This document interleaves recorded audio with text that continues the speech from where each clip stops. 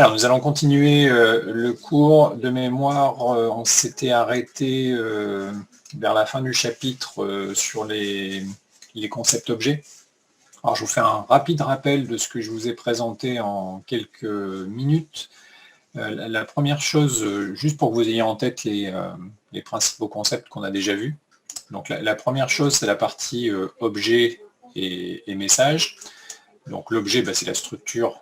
Donc, ces deux choses-là, c'est l'aspect dynamique du système, c'est-à-dire quand le programme s'exécute, c'est les objets et les messages qui sont impliqués. L'objet, c'est la structure proprement dite, c'est là où vous avez les données et c'est ce qui permet d'effectuer les actions. Les messages, c'est les échanges, les interactions qui vont se produire entre objets et ça se traduit par l'invocation d'une opération sur un objet. Je vous rappelle la particularité de la notion de message, c'est que par rapport à une fonction que vous connaissez déjà, c'est que ça s'invoque par rapport à un objet particulier. Donc il y a un contexte. Quand vous appelez une opération sur un objet, une méthode sur un objet, elle s'exécute connaissant l'objet. Donc elle a accès en particulier à cet objet. Deuxième chose qu'on avait vue, la notion de classe, la notion de type, c'est quelque chose que vous connaissez déjà. C'est une notion que vous avez déjà vue dans d'autres langages, comme en C par exemple. Ce que va rajouter finalement l'approche objet, c'est de rajouter un outil pour créer de nouveaux types à proprement parler, c'est-à-dire pour créer ce qu'on appelle des classes. Donc la classe, c'est cette fois-ci la partie statique de votre application. C'est-à-dire que vous n'en avez pas vraiment trace au moment de l'exécution, mais c'est quelque chose que vous utilisez pour créer des objets. Donc c'est vraiment la partie statique, c'est ce qui va représenter la structure de votre application. Et cette notion de classe vous propose une implémentation d'un type de données. Ça vous permet de créer de nouveaux types de données. En particulier, ça intègre l'ensemble des... C'est la différence, si vous voulez, par rapport à une structure comme vous la connaissez en langage C, par exemple. C'est qu'à l'intérieur d'une classe, vous embarquez également les opérations qu'on appelle méthodes, et c'est ce qui va s'exécuter sur les objets. C'est la cible, si vous voulez, des messages que vont s'envoyer les objets. L'objectif, ce sera d'exécuter des opérations sur un objet. Ensuite, je vous avais présenté la notion d'héritage. Alors ça, c'est un petit peu plus compliqué. Ça permet de représenter les liens qui vont exister entre des classes ou entre des types, si on parle de sous-typage. C'est deux notions qui sont relativement proches, qu'il ne faut quand même pas confondre. L'héritage, c'est vraiment un mécanisme technique qui va vous permettre de créer une nouvelle classe à partir d'une autre. Ça veut dire que ça va vous éviter de répéter, de faire des copier-coller de parties de code pour recréer un nouveau type alors qu'un autre existe déjà et qu'il est proche. L'exemple que j'avais dû vous donner, c'est par exemple entre personne et étudiant.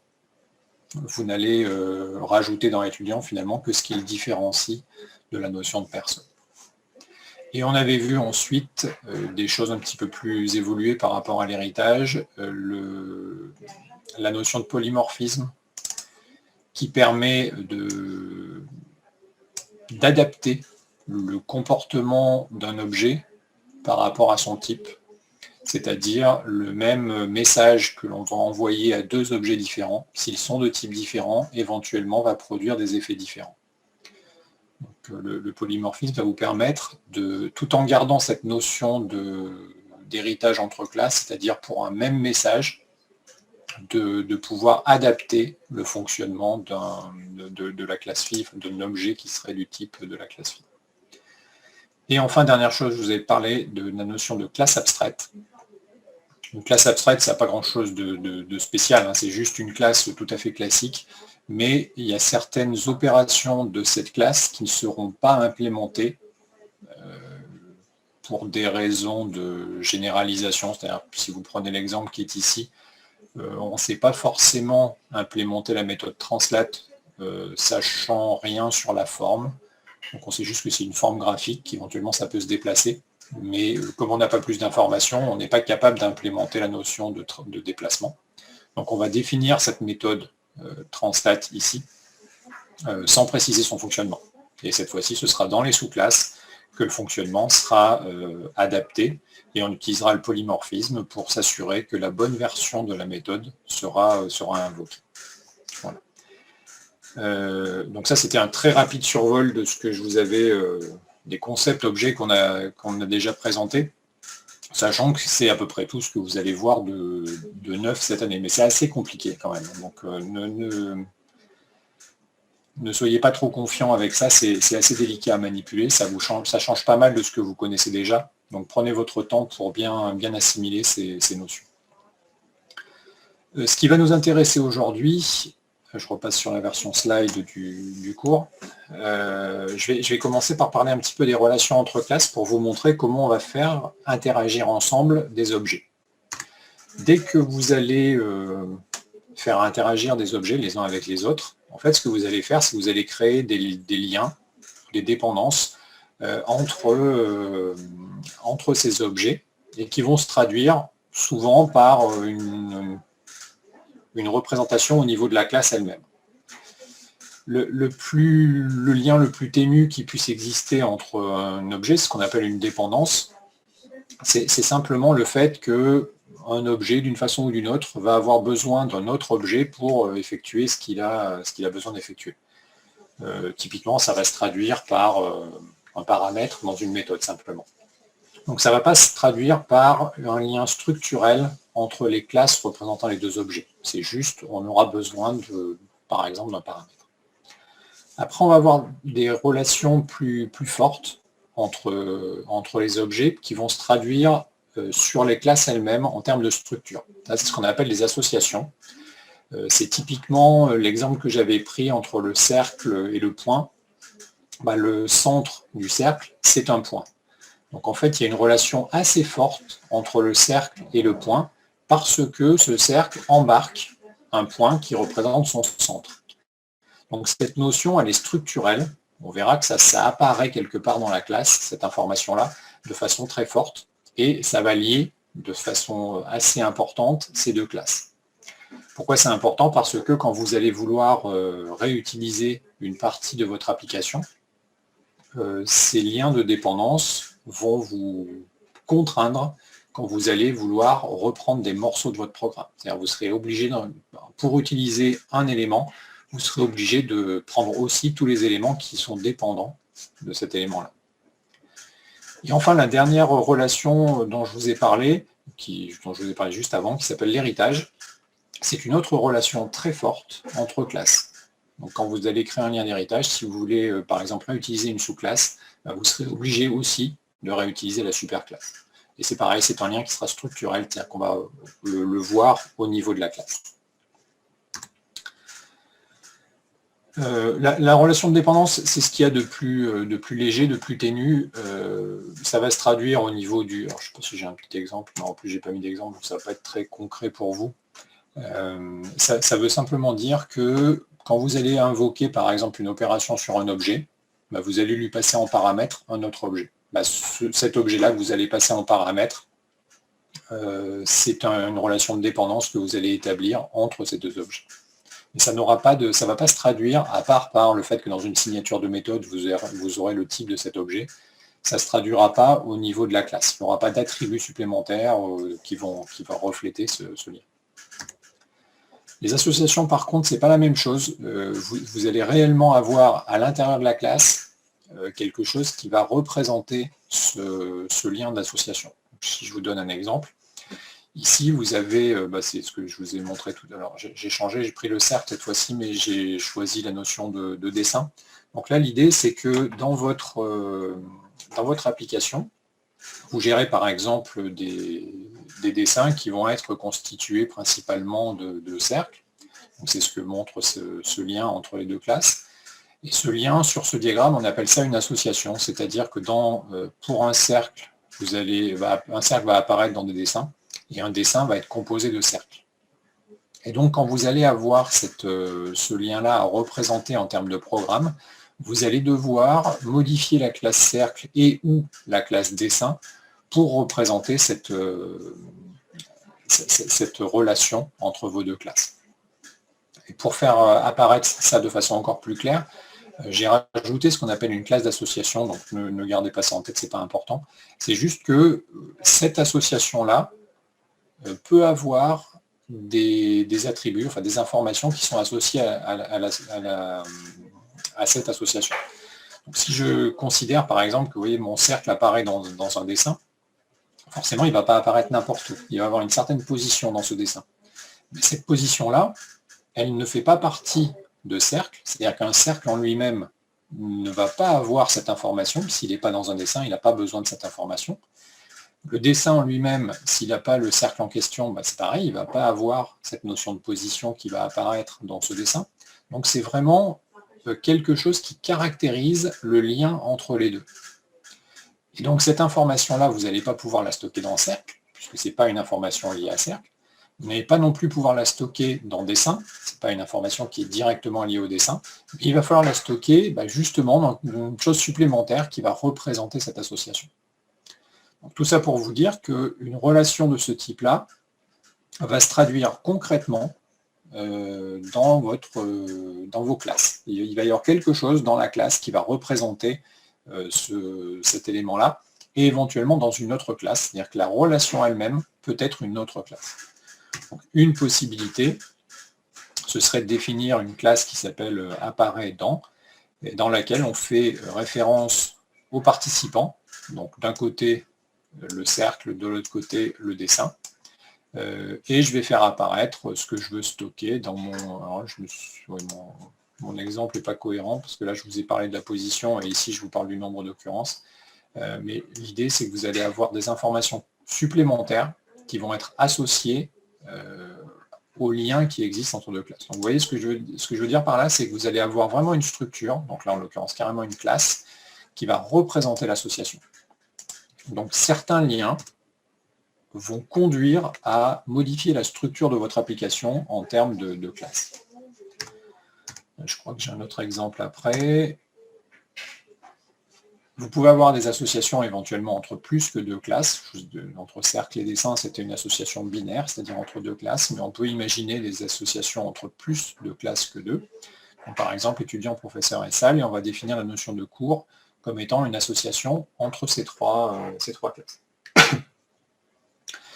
C'est la même idée. Associé à cette association, vous allez avoir un certain nombre d'attributs qui vont décrire cette association. Ces attributs-là n'ont rien à faire ni dans étudiant, ni dans professeur, ni dans salle. Ce ne sont pas des caractéristiques de ces trois classes, mais c'est bien la caractéristique d'un autre concept qui s'appelle le cours, et qui doit faire référence à ces trois éléments, puisque un cours, c'est un groupe d'étudiants dans une salle avec un professeur. Et c'est pareil, en termes d'implémentation, de représentation, vous allez être obligé de créer une nouvelle structure, donc une classe, qui va contenir les informations caractérisant cette classe. Donc, à chaque fois, c'est la même idée. Vous allez avoir une première série d'attributs qui vont représenter les participants de votre association. Donc ici, les participants, ça va être l'étudiant, le professeur et la salle. Et puis, une série d'attributs qui vont représenter également les caractéristiques de cette association. Donc ici, vous voyez, le jour, l'heure de début, la durée, qui sont liés à cette classe. Donc il faut les participants et puis les attributs associés. Je reviens 2 secondes là-dessus.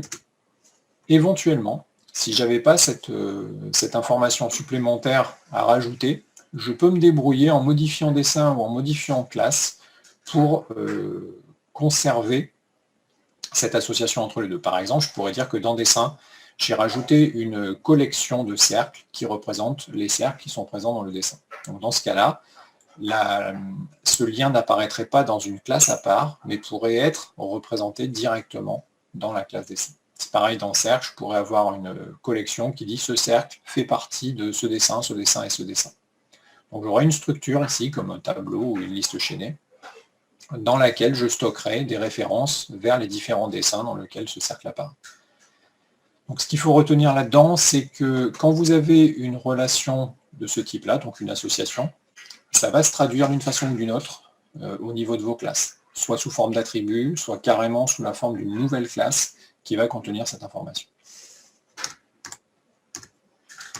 Dernière chose, dernier lien qui peut... Alors, je passe pour l'instant, ça ce sont des cas particuliers de l'association, qu'on appelle l'agrégation ou la composition. Je ne veux pas vous embêter là tout de suite avec ça. C'est des cas particuliers, mais ça se traduit de toute façon par une modification des classes ou de nouvelles classes qu'on va être obligé d'ajouter. Un exemple de composition, ce serait le cercle. Le cercle contient un centre, donc on peut considérer que c'est une composition. Mais c'est un détail, c'est pas important pour l'instant. Dernier cas, dernière relation que je veux mettre en évidence, c'est ce qu'on appelle l'héritage, donc une relation de spécialisation-généralisation qui se traduit par un héritage et donc qui a aussi un impact très fort sur la structure de votre programme, enfin de votre diagramme de classe. Ces associations, on peut les classer par rapport à la force du lien qui va relier vos classes. Donc la dépendance, la première que je vous ai présentée, c'est la relation la plus faible qui puisse exister. Ça ne contraint pas trop votre application. Par exemple, on peut tout à fait imaginer que, que le paramètre de votre méthode, vous puissiez passer une instance d'une sous-classe ou autre, qui fait que c'est moins contraint et ça n'a pas d'impact sur la structure même de la classe. Toutes les autres ont un impact sur la structure. Ça veut dire qu'il va y avoir des attributs qui vont représenter ces différents liens et qui vont être plus ou moins fortes en fonction du type de relation, sachant que l'héritage, c'est la relation la plus forte. Ça veut dire que quand vous choisissez de faire un héritage, ça va créer un lien extrêmement fort entre les deux classes que vous avez associées par ce biais-là. Bon, pour l'instant, je ne veux pas discuter plus de ça, mais il faut garder en tête que la plupart de ces liens vont avoir un impact sur vos classes et que cet impact va se traduire par un couplage qui va exister entre ces classes, qui va être plus ou moins facile de rompre si vous en avez besoin par la suite. Si vous avez mis un héritage, ça sera difficile. Si vous avez juste une dépendance, ça sera plus simple si vous avez un problème de casser ce lien entre vos classes. Pourquoi ça a un impact? Parce qu'en fait, cette notion de dépendance, vous entendrez beaucoup parler par la suite en génie logiciel, parce que c'est la source de ce qui va conduire à des modifications dans votre programme. Ça veut dire que plus vous avez de dépendance entre des classes, plus la plus petite modification que vous allez faire quelque part va avoir des répercussions dans votre application. Au pire, c'est-à-dire si vous avez fait un espèce de plat de spaghetti où tout dépend de tout, dès que vous allez vouloir faire la moindre modification dans votre programme, vous aurez plein de modifications à faire partout. Et l'état inverse, l'état un peu idéal, c'est que chaque fois que vous faites une modification, ça reste local à la classe que vous êtes en train de modifier. Donc évidemment, on ne peut pas, puisque de fait, quand on écrit un programme, il va y avoir des liens entre les différents éléments de votre programme, mais il faut essayer de bien contrôler ces liens, de façon à écrire un programme qui soit le moins compliqué à modifier. C'est ça qu'on cherche. Et c'est ce qui se traduit par un terme qui s'appelle faiblement couplé, c'est-à-dire qu'on va essayer de faire en sorte que les classes ne soient pas trop dépendantes les unes des autres, de façon à ce qu'on puisse, réutiliser des éléments sans avoir forcément besoin de reprendre toute l'application, et deux, pouvoir faire des modifications sur le code sans que ça ait un impact très fort sur l'ensemble de votre application. Bon, c'est un peu tôt pour vous parler de ça, mais comme c'est quelque chose de très très important, il faut que vous ayez en tête le fait que plus vous créez de liens entre vos classes, plus ça crée des dépendances, et plus ces dépendances sont difficiles à gérer par la suite quand vous avez des modifications à faire. Dernière chose, mais là vous connaissez déjà, c'est pas spécifique à la notion de concept objet, c'est la notion de module. Alors en Java, on parlera de package, puis il y a une nouvelle notion de module qui a été introduite relativement récemment en Java, que je n'aborderai pas ici. C'est juste l'idée de regrouper ensemble un ensemble. Alors pour ce qui est de la programmation objet, ce sera un ensemble de classes. Pour ce qui est du C, par exemple, c'est un ensemble de structures, enfin de types, par exemple des structures et d'opérations, de façon à pouvoir réutiliser facilement ces classes ou ces types. Pourquoi on regroupe ça en structure? Comme je vous l'ai dit juste avant, quand vous avez des classes, très rapidement, vous allez créer des dépendances entre ces classes parce que vous en avez besoin pour faire ce que vous avez à faire. Si je reprends mon exemple de cercle, je ne peux pas utiliser cercle si je n'ai pas de point, parce que le point, c'est le centre du cercle. Donc du coup, ces deux classes vont forcément ensemble. Alors, le point, je pourrais l'utiliser tout seul, mais le cercle, dès que je veux l'utiliser, j'ai besoin de la classe point. Donc ça n'a pas de sens de dire je peux récupérer cercle et je ne prends pas point. Ça va toujours ensemble. Et comme ça va toujours ensemble, on va, pour faciliter la réutilisation, on va les mettre dans une structure de granularité plus importante qu'on appelle un module. Dans votre module, il y aura un cercle et un point. Il y aura la classe cercle et la classe point. De cette façon, quand vous allez dire je vais utiliser le module, je ne sais pas, forme graphique, directement, vous avez cette notion de cercle et de point qui viennent ensemble. Ce n'est pas nécessaire ensuite, au niveau pour le développeur, de dire ah oui, alors attendez, il faut que je prenne cercle, ah oui, mais de quoi dépend cercle, et il doit regarder le code source pour savoir qu'il dépend de point. Une fois que vous avez pris le module, automatiquement, vous avez tout ce qu'il vous faut. Et c'est un deuxième intérêt, cette notion de module, c'est que vous allez pouvoir, de même qu'une classe, vous allez pouvoir décider si tel attribut ou telle méthode est visible ou pas de l'extérieur, enfin est utilisable ou pas de l'extérieur, vous allez pouvoir le faire au niveau du module. C'est-à-dire, à l'intérieur de votre module, vous allez pouvoir cacher des choses qui seront, dans l'implémentation, en fait, sera cachée, de façon à pouvoir éventuellement la modifier ou l'adapter sans avoir forcément d'impact sur le reste du programme. Un exemple que vous avez sûrement déjà vu en C, par exemple, quand vous accédez à un fichier, vous utilisez un pointeur un peu particulier qui est de type file, tout en majuscule, et vous manipulez souvent des files étoiles pour ouvrir un fichier, pour lire dans un fichier, etc. Mais en fait, ce file étoile, vous ne savez pas ce que c'est, cette structure. C'est une structure, évidemment, mais que vous ne connaissez pas, enfin, à moins que vous ayez été gratté dans les sources du C, en tant qu'utilisateur, vous ne savez pas ce qui se trouve dans cette structure. Vous ne la manipulez que par rapport à la signature des opérations dont vous avez besoin. La DLL, c'est oui et non. Alors la DLL, c'est un exemple technique. C'est-à-dire qu'une DLL, c'est une bibliothèque particulière. Donc évidemment, les bibliothèques, ce sont des modules. Dans une bibliothèque, souvent, vous avez un module, puisque c'est ce qui vous permet ensuite de distribuer la bibliothèque, c'est ce qui vous permet de distribuer vos modules. Mais il faut bien faire la différence. Quand tu me parles de DLL, c'est un cas particulier de bibliothèque. C'est une bibliothèque déjà sous Windows, et puis c'est une bibliothèque dynamique. Ça veut dire qu'il y a des mécanismes, un peu comme vous avez sous Linux, qui a ça un autre nom, c'est justement les bibliothèques dynamiques, qui va faire qu'elles dépendent d'autres bibliothèques qui sont chargées dynamiquement quand il y en a besoin. Donc pour répondre précisément à la question, oui, c'est comme les DLL, mais c'est plutôt comme des bibliothèques. Et la DLL, c'est un cas particulier de bibliothèque.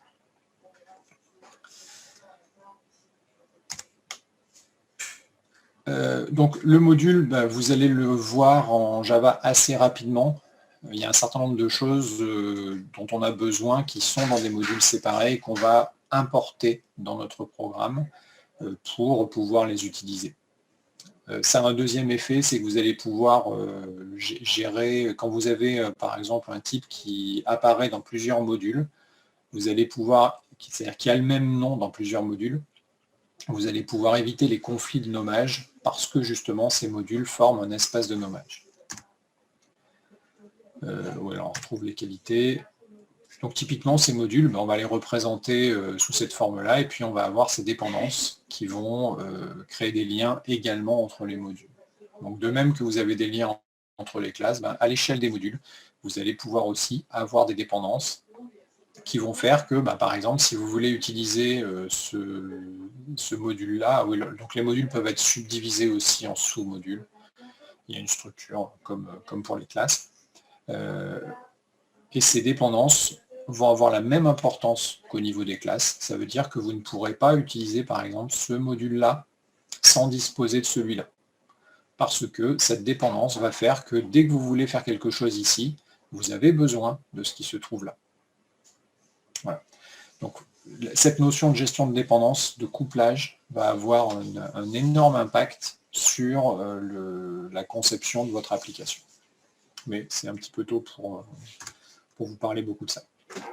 Concrètement, en Java, comment ça va se traduire? Vous avez cette notion de module est représentée en Java par ce qu'on appelle un package. Donc c'est à la fois un mot-clé et le concept qui va avec. C'est la possibilité de regrouper ensemble un certain nombre de déclarations de classes que vous aurez, de classes ou d'autres choses, d'interface ou tout ce que vous pouvez déclarer en Java. Vous allez pouvoir le stocker, le structurer en modules, et ces modules-là s'appelleront des packages. Une fois que vous aurez fait ça, pour pouvoir avoir accès à ce qui se trouve dans ces packages, vous devrez les importer. C'est pour ça que souvent, au tout début d'un programme Java, vous allez trouver un mot-clé qui s'appelle import et qui va vous permettre de récupérer un certain nombre d'éléments dans des modules, dans des packages que vous trouvez sur votre système et que vous allez pouvoir utiliser dans votre programme. Alors j'avance, ça c'est Python. J'ai même pas mis d'exemple. Où est-ce que je peux vous montrer ça?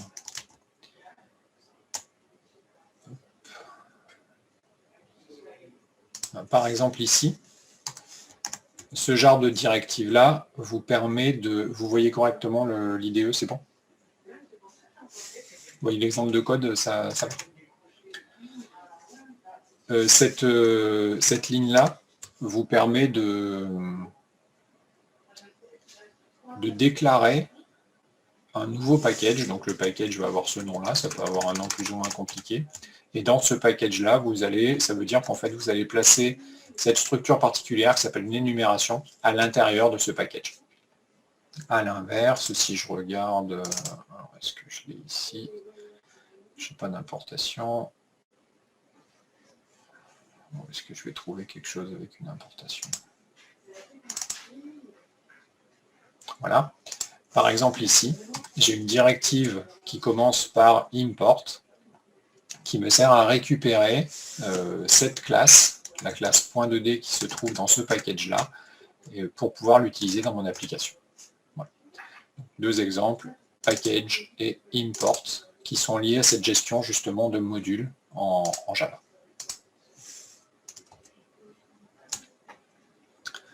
Hop. Alors, on va changer de chapitre. Comment je vais appeler ça? Classe. Donc, je vous ai présenté un survol rapide de cette notion de concept objet.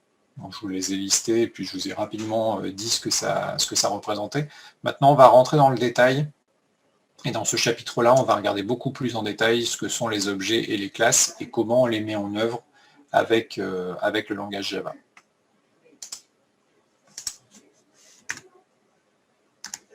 Alors, pour revenir un petit peu sur ce que je vous ai dit, un objet va être... Alors, le lien qui existe, pour répondre à la question qui est dans le chat, le lien qui existe entre fichier et package... Attends, je vais revenir sur mon IDE, comme ça sera plus facile de t'expliquer. La directive qui se trouve là, la directive package qu'on met en tête de fichier source, on peut mettre la même directive dans plusieurs fichiers sources. Ça veut dire que si tu regardes ici, donc là je suis dans .cercle démo. Si je regarde dans cercle, j'ai exactement la même directive ici. Ça veut dire que dans un même package, je vais pouvoir mettre plusieurs fichiers sources.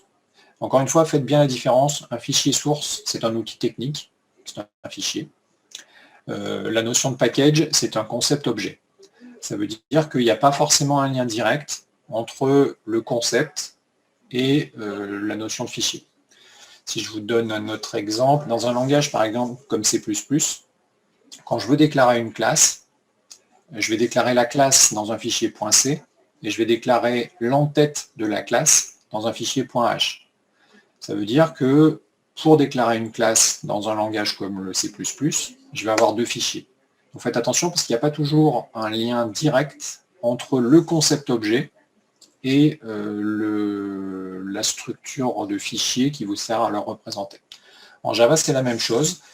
Dans un même package, vous allez pouvoir placer des choses que vous avez définies dans plusieurs fichiers Java. Et par contre, dans un fichier Java est toujours dans un seul package. Vous ne pouvez pas dire bah, cette classe-là que je vais définir dans mon fichier, c'est dans le package 1, et en dessous, je ne vais pas pouvoir définir une autre classe qui serait dans le package 2. Donc le lien qui existe entre fichier et package, c'est je peux placer le contenu de plusieurs fichiers dans un même package, mais je ne peux pas, au sein d'un même fichier, avoir deux choses qui appartiennent à des packages différents.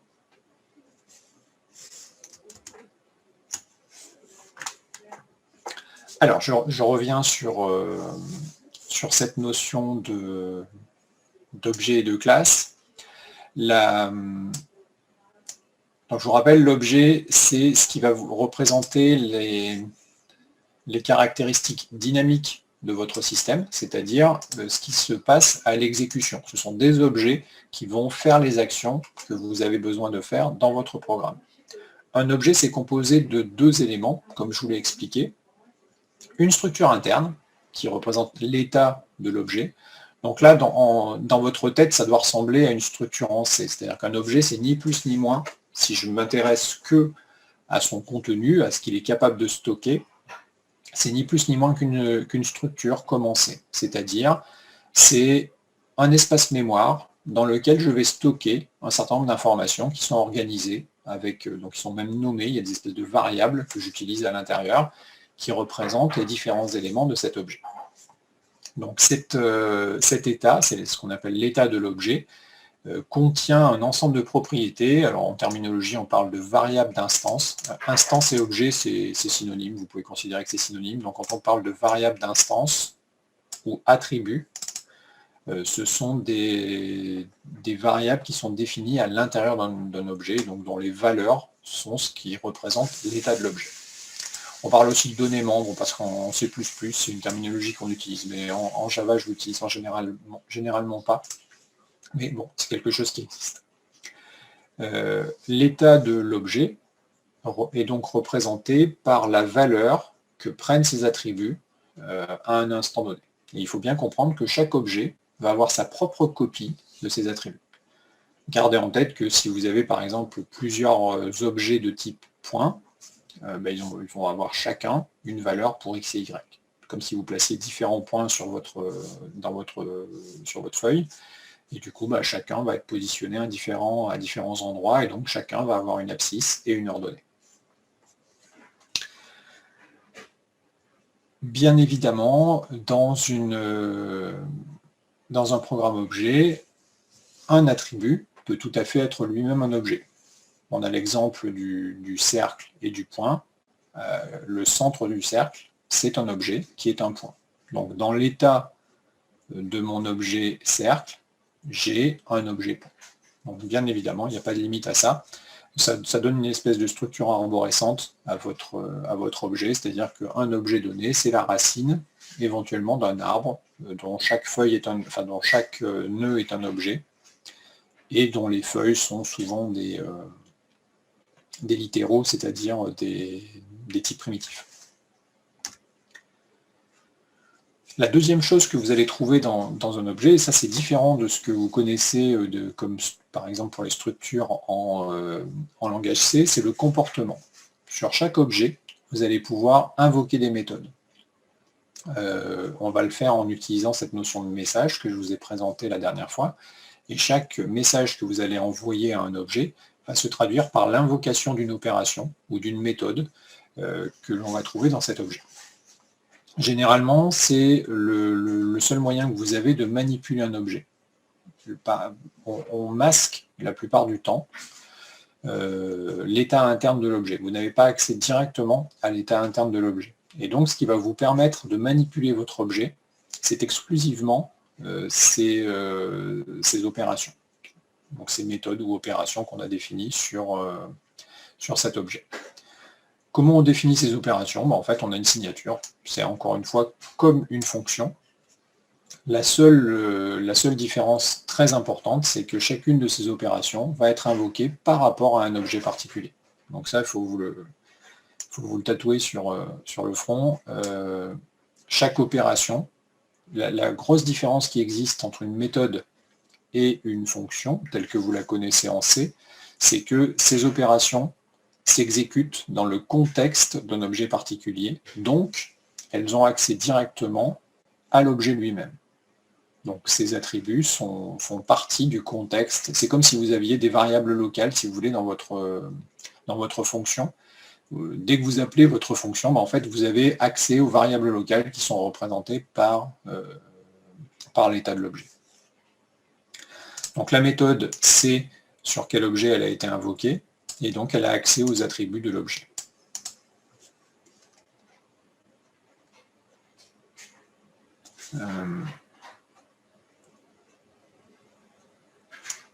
Si vous vouliez le faire en C, par exemple, ça veut dire que chaque fonction que vous voulez utiliser comme une méthode posséderait un premier paramètre qui serait une référence, un pointeur si vous voulez, sur la structure qui représente l'état interne de l'objet. Je pourrais faire tout à fait ça en C, il n'y a pas de difficulté là-dedans, enfin une difficulté syntaxique, mais pas plus que ça. Mais ça signifie que votre objet, si vous deviez le représenter en C, ce serait une structure pour pouvoir conserver son état quelque part. Et ensuite, vous auriez un ensemble de fonctions qui pourraient s'appliquer à cette structure. Et donc forcément, comme premier paramètre, oui, j'essaye de m'appuyer sur ce sur quoi vous connaissez. C'est pour ça que j'essaye de parler du C pour vous aider à faire le rapprochement.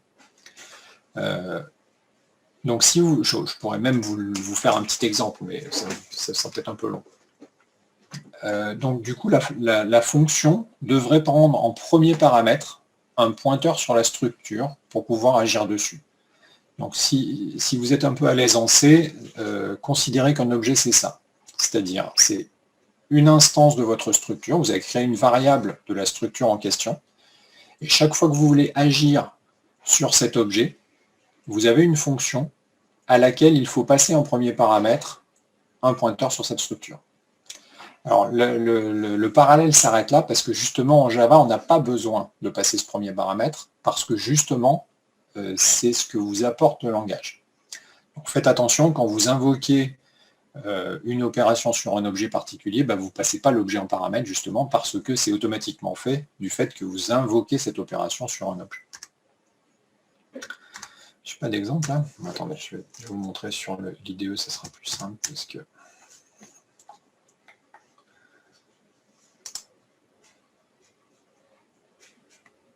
Là non plus. C'est pas très bien ce que j'ai fait là.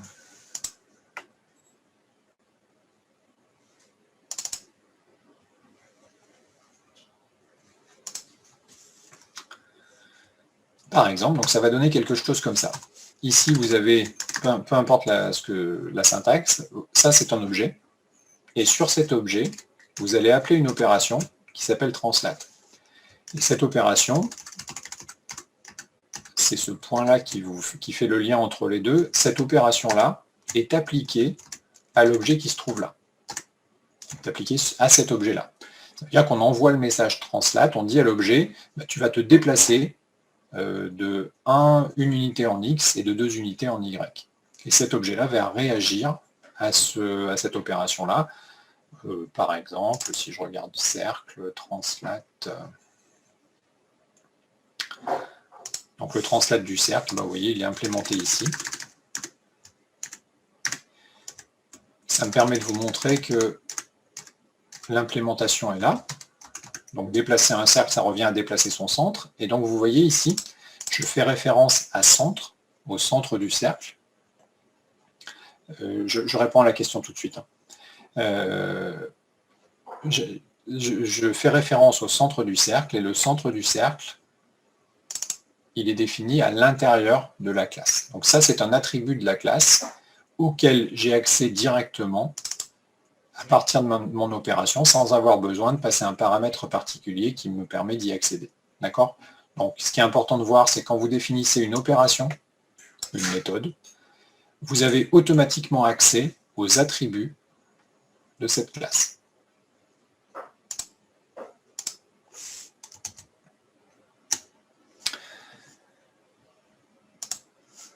Alors, première question, en C, est-ce qu'il y a moyen de réaliser l'encapsulation?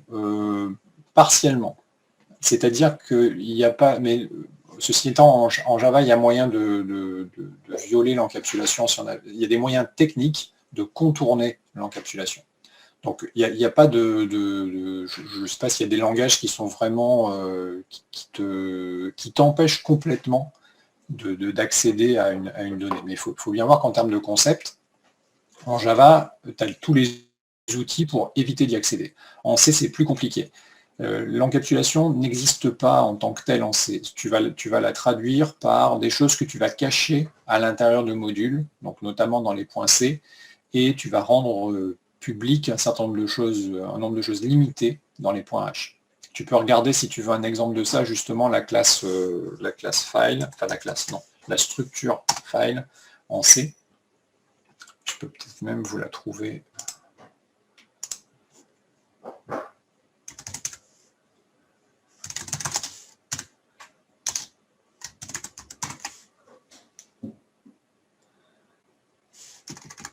Hop, ça par exemple.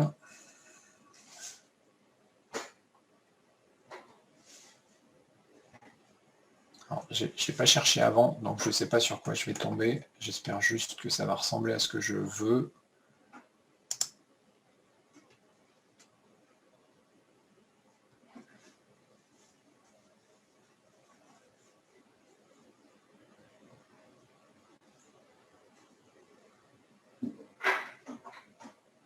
Voilà, je ne pourrais pas vous montrer, je voulais vous montrer la différence entre le point H et le point C. Mais en gros, si je reprends cet exemple de file, à l'intérieur de votre point C, vous allez vous retrouver avec une structure comme ça, qui définit vraiment le détail de tout ce que vous allez trouver à l'intérieur de votre structure file. Et à l'inverse, dans votre point H, vous allez simplement avoir un pointeur, donc un file étoile qui va être défini, qui va vous permettre de manipuler cette structure. Donc l'encapsulation, elle va être faite comme ça.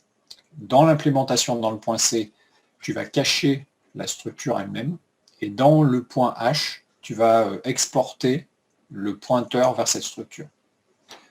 Rien n'empêche qui que ce soit. Oui, c'est ça, en C, c'est ce qui va se passer, c'est que l'encapsulation va être faite directement par le développeur, c'est lui qui va décider ce qu'il met dans le point H, ce qui va être public, si vous voulez. C'est pas qu'on ne peut pas accéder à réellement ce qui est dans le point C, hein. On pourrait le faire techniquement. Mais on va décider en mettant dans le point H qu'une sous-partie de ce qu'on a mis dans l'implémentation du point C, de façon à ce qu'on contrôle ce que l'utilisateur de la bibliothèque va pouvoir manipuler. Rien ne t'empêche, dans le point C lui-même, de créer d'autres structures qui ne sont pas visibles à l'extérieur et de les utiliser, par exemple, pour manipuler ta bibliothèque et faire ce que tu as besoin de faire avec ta bibliothèque. C'est le cas si vous faites des structures de données, par exemple, vous allez probablement définir dans votre point H des opérations qui permettent de manipuler la structure que vous avez créée, par exemple une liste chaînée. Et à l'inverse, vous allez cacher les structures, par exemple la structure de nœud que vous allez utiliser à l'intérieur de votre liste chaînée, elle peut tout à fait être embarquée dans le point C et non visible dans le point H. C'est quelque chose que vous allez manipuler, vous, en tant que développeur de la bibliothèque, mais qu'à l'extérieur, on ne verra pas directement. Deuxième question, si un objet hérite d'une classe, il hérite ses méthodes aussi? Oui, tout à fait. Alors, on peut contrôler en fait cet héritage avec les private protected et public pour contrôler ce qui va permettre de décider comment on va pouvoir utiliser ces méthodes, mais par contre tout est hérité. Même si on ne peut pas les appeler directement par rapport à des contraintes qu'on a mis sur justement est-ce que c'est public, est-ce que c'est privé, mais ça sera présent dans la sous-classe. Donc oui, une classe qui hérite d'une autre classe va récupérer les méthodes. Alors je continue avec mes objets. Donc évidemment ces objets, il va falloir les créer, on dit instancier.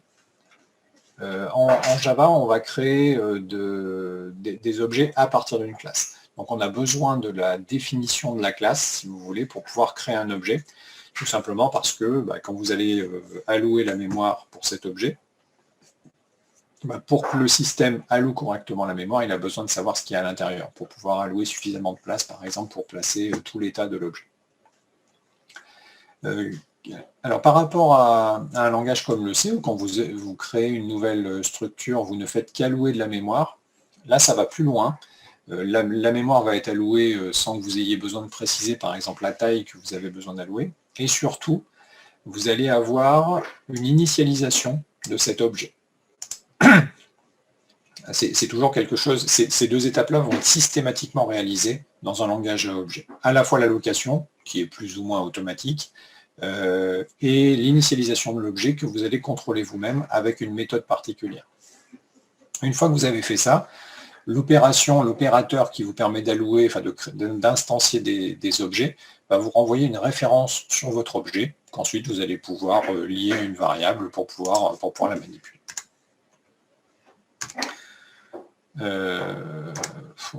J'ai mis des exemples loin.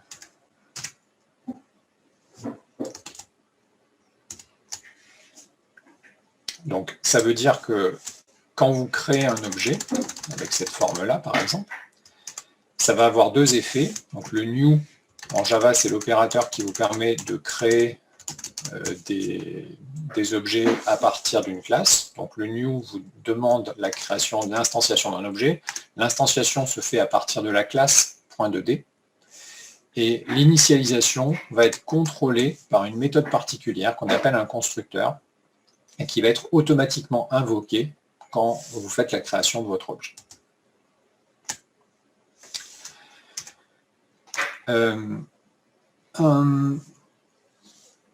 Une petite chose qui est un peu spécifique à la notion au concept objet aussi, il faut bien faire une différence entre l'identité d'objet et l'égalité d'objet.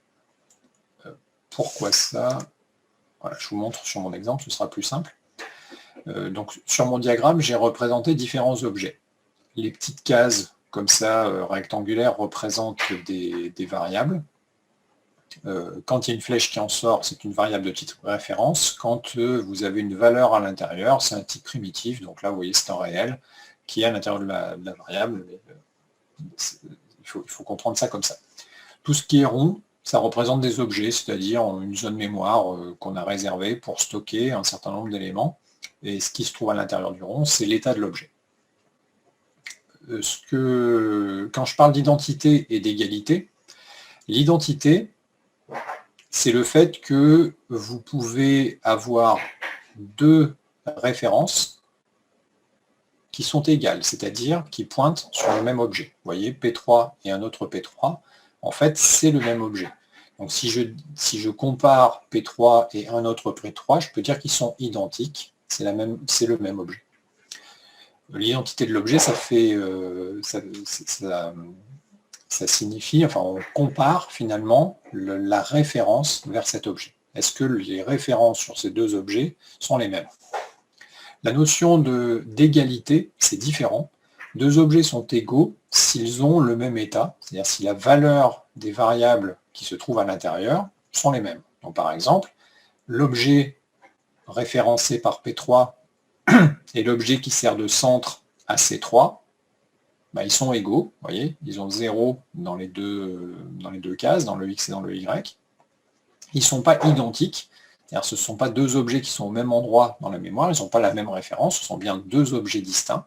Par contre, en termes d'égalité, ces deux objets-là sont égaux. Ça veut dire que dans un langage objet, vous allez avoir deux opérateurs différents pour tester, l'un qui va vous permettre de tester l'identité de deux objets. Est-ce que les deux, plus exactement, c'est plutôt l'identité de deux références. Est-ce que deux références pointent sur le même objet? Et vous allez avoir un opérateur qui va vous servir à tester l'égalité de deux objets et qui va comparer leur contenu. En fait, attention, si vous avez deux objets identiques, ils sont forcément égaux, puisque c'est le même objet, en vrai, ils sont au même endroit, donc il y a ces deux références qui sont égales, forcément, les objets associés vont être égaux. Par contre, vous pouvez tout à fait avoir deux objets égaux sans qu'ils soient identiques. Je vous renvoie à cet exemple-là. Ces deux objets-là sont égaux, mais vous voyez bien, ils ne sont pas identiques. C'est deux ronds différents qui se trouvent à deux endroits différents. Ça va se traduire par... pourquoi c'est important? Parce qu'en fait, ça va avoir un impact sur beaucoup de choses. Donc déjà, sur le test d'égalité par rapport au test d'identité. Vous allez avoir deux opérations différentes qui vont faire ça. La notion d'affectation, que vous connaissez évidemment en C, hein, vous pouvez faire affecter une valeur à une variable. Là, ça va avoir une signification un petit peu particulière pour ce qui est des objets, parce qu'en fait, cette affectation ne fait que manipuler des références. C'est comme si vous déplaciez des pointeurs en C. Donc ça veut dire que l'affectation, elle va juste créer un nouveau lien. C'est pour ça que je les représente avec des flèches. Quand vous écrivez qu'un autre P3 est égal à P3, ça ne copie pas l'objet, ça ne fait que copier l'adresse à l'intérieur d'un autre P3, donc vous vous retrouvez avec cette structure-là. C'est-à-dire qu'un seul objet, mais deux références sur cet objet.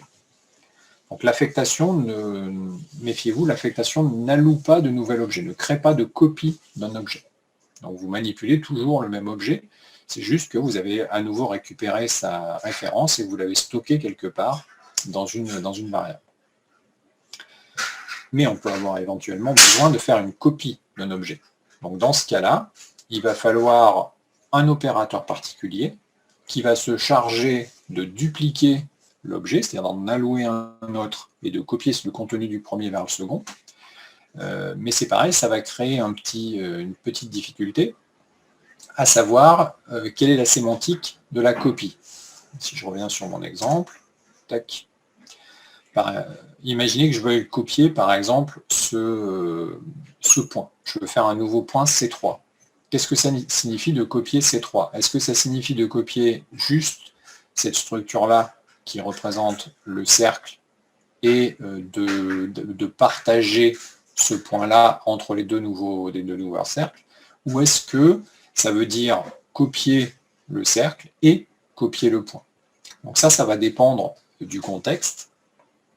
Et donc, l'opérateur de copie, vous ne pouvez pas le définir dans l'absolu. Ça va dépendre de la façon dont votre application fonctionne. Ça veut dire que dans un langage objet, vous allez avoir la possibilité de définir comment on fait une copie d'un objet pour chaque classe.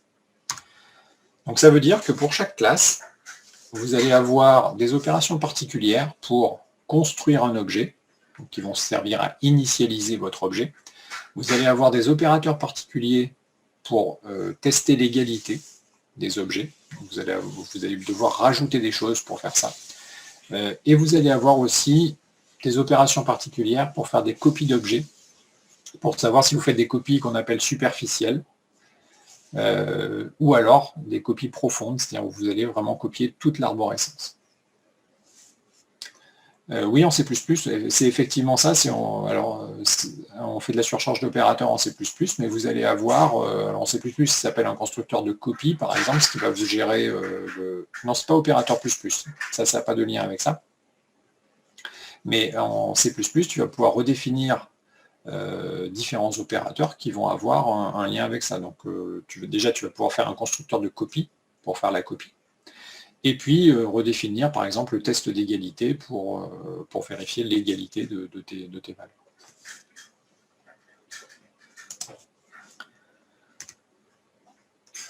Alors, qu'est-ce que ça donne en Java pour être plus concret? Donc là, je vous ai déjà montré des exemples. Quand je veux faire une allocation pour un objet, je vais utiliser un opérateur qui s'appelle new.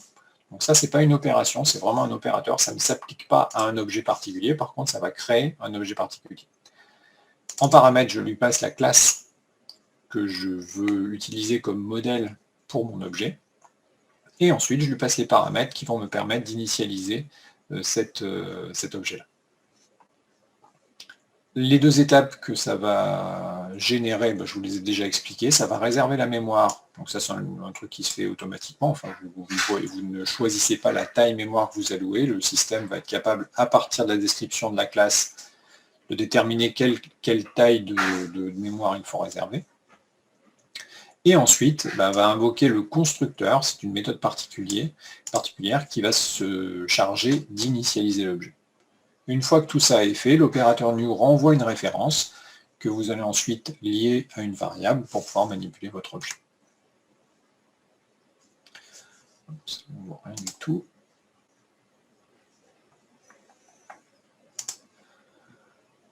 Voilà la version complète de la chose.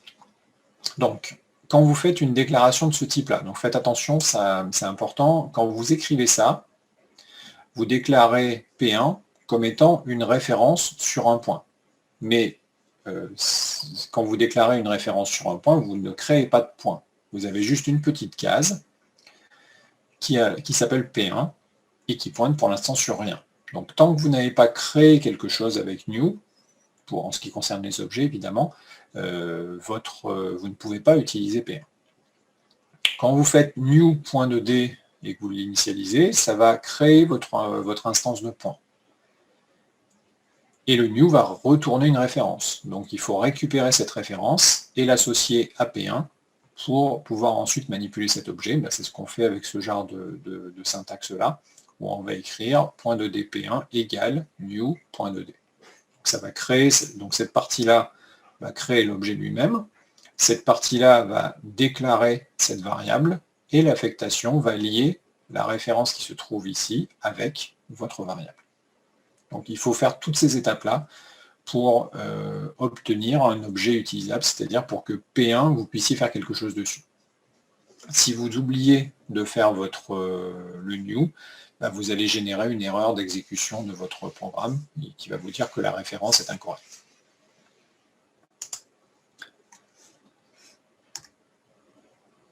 Donc là, c'est l'exemple que je vous ai montré. Si vous faites quelque chose donc à chaque fois, vous devez faire un new pour qu'un objet existe.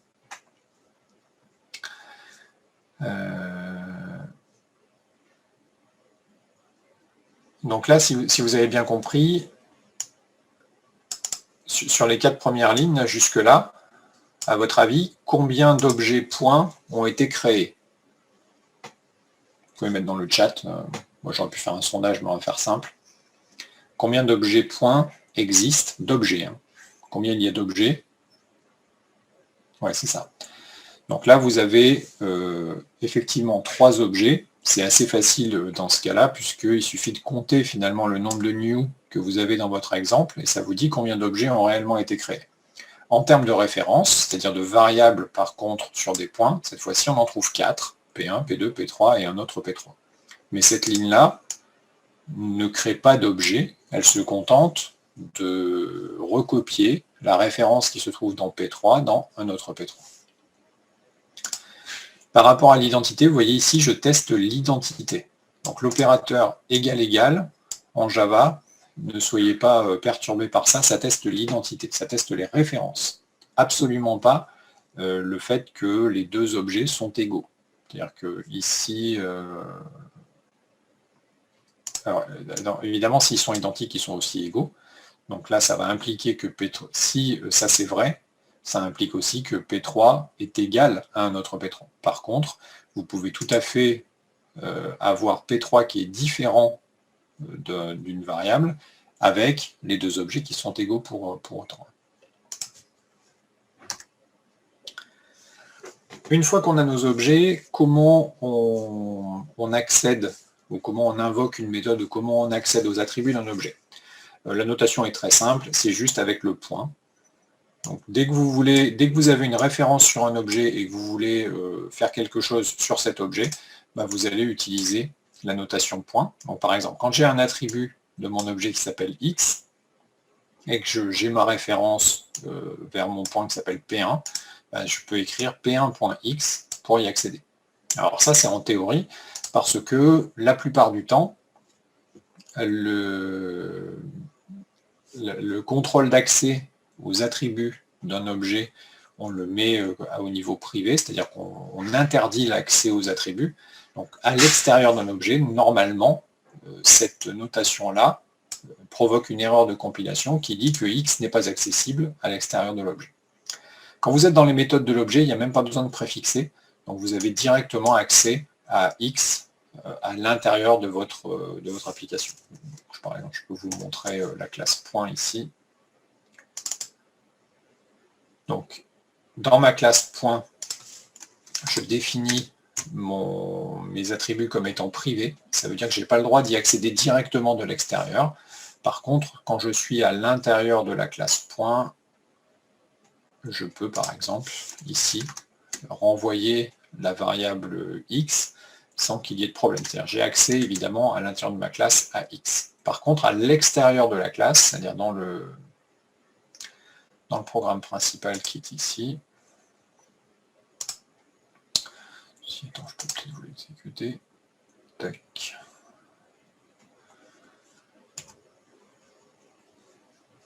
C'est plutôt ça que je vais exécuter.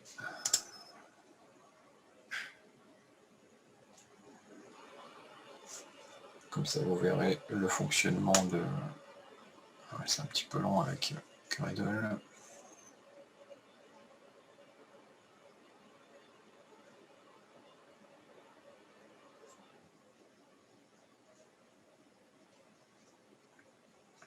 Donc les affichages se trouvent là. Alors ce que je voulais vous montrer, donc, par exemple, si ici j'essaye d'écrire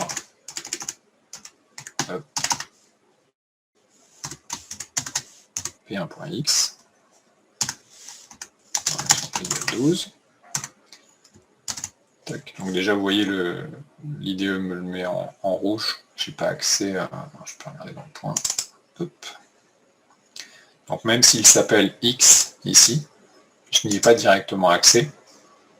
Donc il y a directement une erreur ici. Et si je lance ma compilation,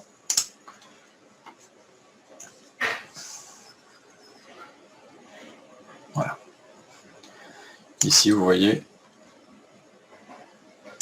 l'accès à X est déclaré comme privé dans point 2D, donc en fait je ne peux pas faire un accès de ce type-là à P1.x.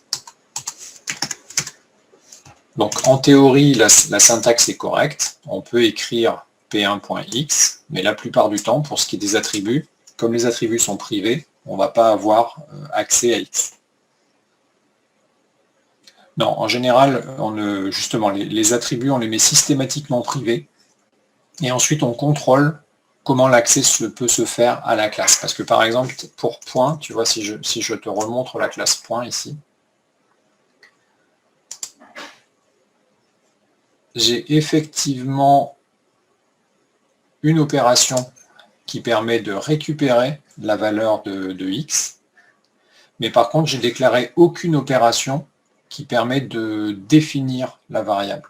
Ça veut dire que la valeur de x, elle sera définie au moment où je crée le point avec mon constructeur. Donc là, je vais y affecter une certaine valeur. Et je vais la modifier à un deuxième moment, c'est si je déplace le point. Mais je n'ai pas moyen de changer la valeur de x de façon unitaire. C'est-à-dire, je ne peux pas le faire juste changer la valeur de x. Je suis obligé d'utiliser l'interface qui a été déclarée, à savoir déplacer la méthode. Donc le fait de définir comme privé la variable x fait que je contrôle la façon dont les variables sont modifiées. Et donc, je peux choisir comment on va faire pour modifier x. Ce n'est pas une structure commencée, encore une fois. Donc, on ne laisse pas n'importe qui faire n'importe quoi avec l'objet. On contrôle ce qu'on peut faire avec l'objet. Et si je n'avais pas mis la méthode translat, il n'y aurait aucun moyen de modifier mon objet, ce qui me donne un objet constant, ce qui la plupart du temps est intéressant. Donc je pourrais tout à fait créer un objet qu'on ne peut pas modifier. D'ailleurs, on le fait extrêmement souvent, d'avoir des objets qui ne peuvent pas être modifiés. On les initialise une fois pour toutes, et ensuite on manipule cette... Le problème, c'est que si tu mets public ici, tout le monde a accès à tout. Donc ça veut dire que tu ne peux plus rendre ton objet constant, par exemple, parce que n'importe qui peut faire p1.x égale 12. Donc l'intérêt de mettre privé, c'est que tu décides, c'est le développeur de la classe qui décide ce qu'on peut faire avec la classe. C'est ça l'intérêt. Je regarde 10h37. Donc, la règle du jeu, au départ, quand vous ne connaissez pas, vous mettez systématiquement privé pour les attributs, et vous vous débrouillez avec les méthodes pour redonner accès à ce dont vous avez besoin. Et la plupart du temps, vous laissez assez peu d'accès en écriture à votre objet. Vous verrez que finalement, il n'y a pas tant de cas que ça qui va faire que vous avez besoin d'un accès en modification à votre objet. On utilise beaucoup des objets constants. Et ça cause beaucoup moins de problèmes en plus d'avoir des objets constants. Alors évidemment, ce n'est pas du tout le cas des opérations, puisqu'on a puisqu'on a protégé l'accès aux attributs, il faut bien quand même pouvoir manipuler nos objets. Donc ces objets-là se manipulent par des opérations, par les méthodes. Et donc la plupart du temps, les méthodes sont publiques. C'est pareil, si je vous remontre la définition, la déclaration de la classe point.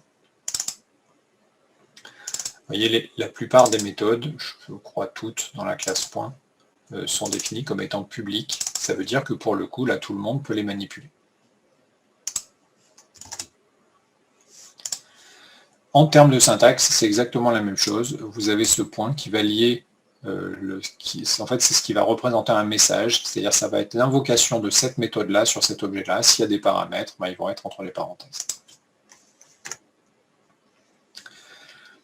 Une autre partie un peu délicate, mais simplifiée évidemment par Java, c'est la notion de destruction d'objet. C'est quand un objet n'est plus utilisé, il doit être supprimé de la mémoire. Donc la bonne nouvelle ici, c'est que la gestion de la mémoire en Java est automatique. C'est-à-dire que vous avez un système qui s'appelle le garbage collector, qui va s'occuper de nettoyer la mémoire de tous les objets que vous n'utilisez plus. Ça veut dire que vous n'avez pas besoin de chercher à quel endroit mettre le free pour libérer la mémoire des objets que vous avez créés, parce que là, le système va le faire pour vous. Et la plupart du temps, vous n'avez rien de plus à faire.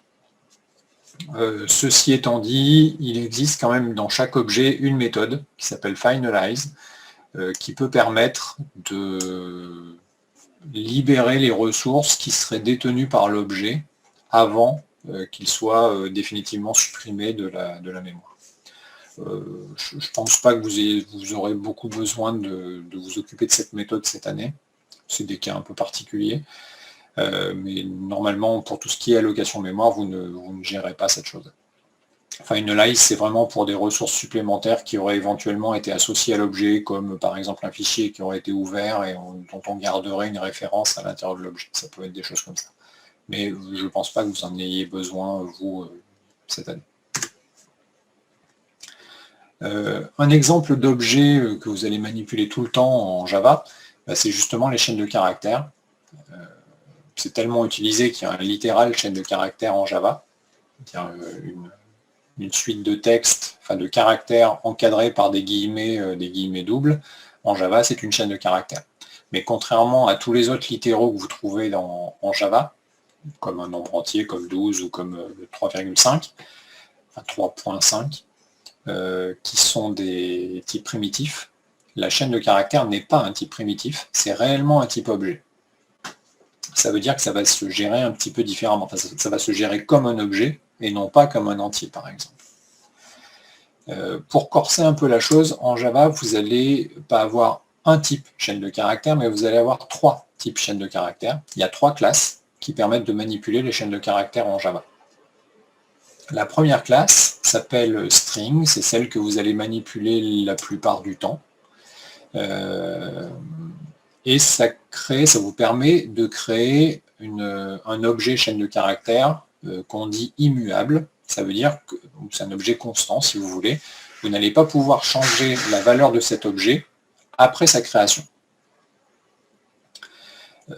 Ça couvre, on va dire, 80 ou 90% des cas d'usage de chaîne de caractères. Ceci étant dit, il y a des cas où vous allez avoir besoin de modifier la chaîne de caractères. Donc pour cela, il y a 2 classes qui existent.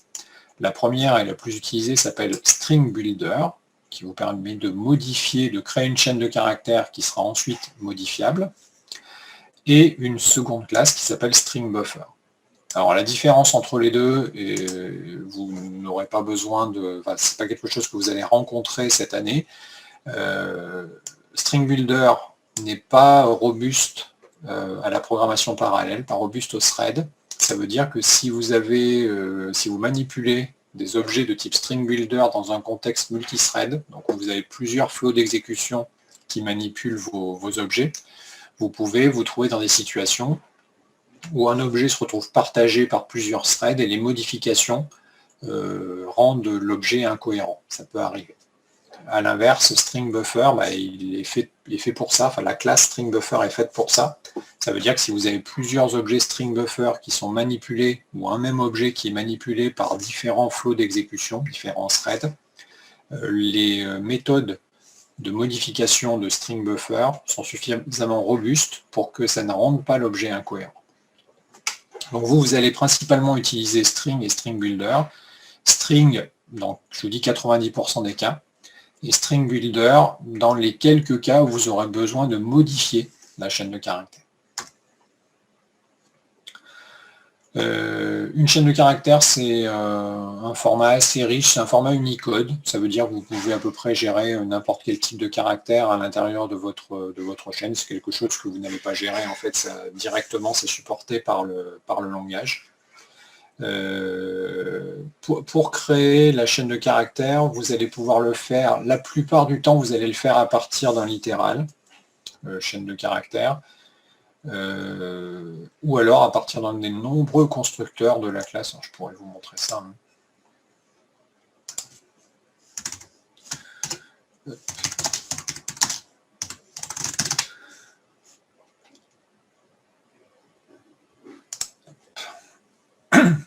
Donc n'hésitez pas, quand vous utilisez une classe, n'hésitez pas à aller voir la documentation de cette classe-là pour voir comment on l'utilise et quelles sont les opérations que vous pouvez lui appliquer. Donc la plupart du temps, quand vous allez créer une chaîne de caractères, vous allez créer de cette façon-là, c'est-à-dire vous allez utiliser un littéral chaîne de caractères. Ça, c'est la syntaxe du littéral chaîne de caractères en Java.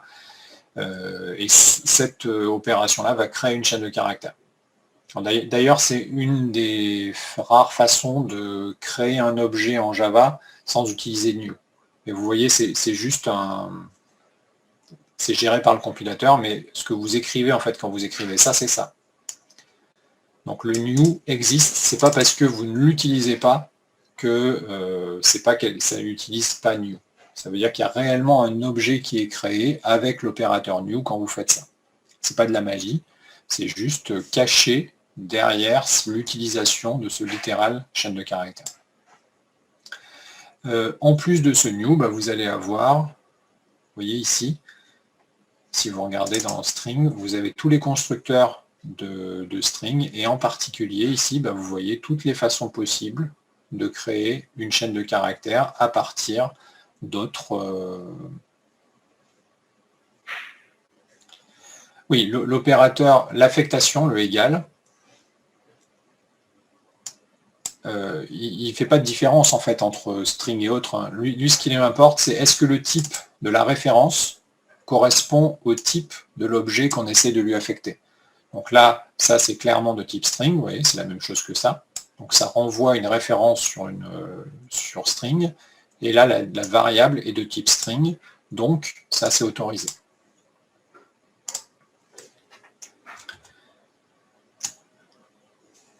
C'est pas ça que je veux. Hop. Allez.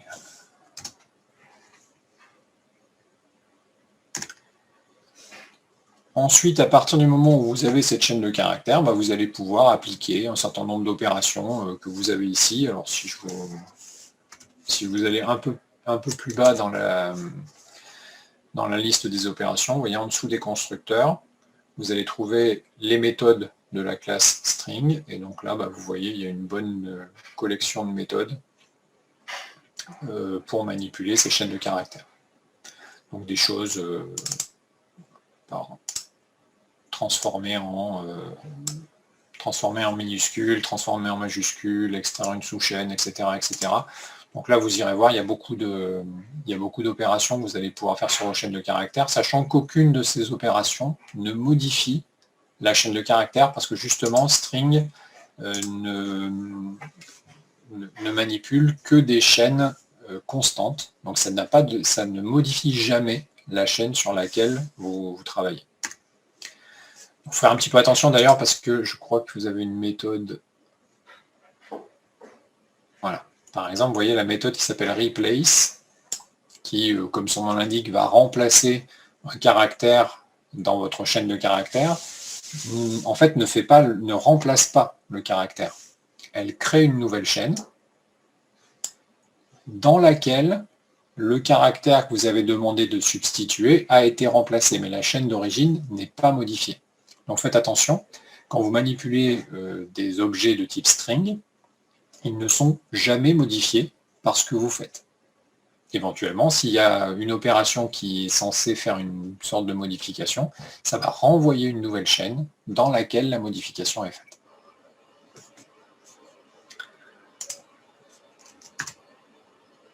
Donc là, il faut que je termine. Quelques particularités de string. Je vous ai dit, le littéral chaîne de caractères, c'est un objet. Donc ça veut dire que sur un littéral, vous allez pouvoir appeler des opérations, comme length ou même replace, vous allez pouvoir le faire directement sur un littéral. En Java, il y a un seul opérateur qui est redéfini, un seul opérateur qui est surchargé, qui est l'opérateur plus, pour les objets de type string. Vous allez pouvoir concaténer des objets de type string en utilisant l'opérateur plus. C'est le seul cas où vous avez un opérateur qui est défini pour un objet. Dans tous les autres cas, les opérateurs ne fonctionnent pas sur les objets. Vous ne pourrez jamais écrire mon entier plus mon autre entier si vous avez créé une classe entier vous-même, par exemple. Ça ne marchera pas parce que le plus n'est pas défini pour des objets, sauf dans le cas des objets de type string. Rapidement, ce que font String Builder et String Buffer, c'est exactement la même chose que string, mais en plus, vous avez des opérations qui vont vous permettre de modifier la chaîne, puisque c'est pour ça qu'elles sont là. Donc append, par exemple, va vous permettre d'ajouter des choses à la fin de votre chaîne de caractères. Donc là, vous regarderez, là j'ai utilisé string et string builder pour faire une copie d'une chaîne de caractères, et donc effectivement, ça utilise append pour cela.